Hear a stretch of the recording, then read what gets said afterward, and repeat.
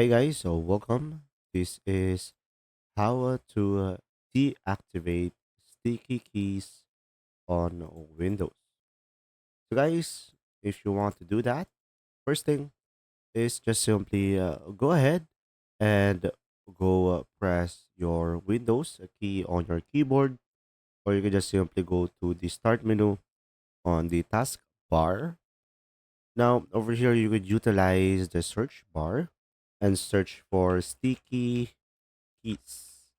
And now from here, click on this one, sticky keys.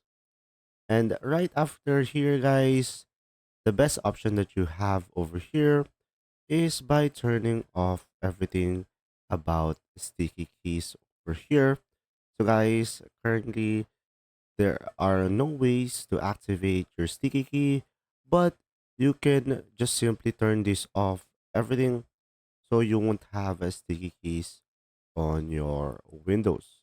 So pretty much that is a quick and simple tutorial. I hope this video helped you understand more. Thanks for watching.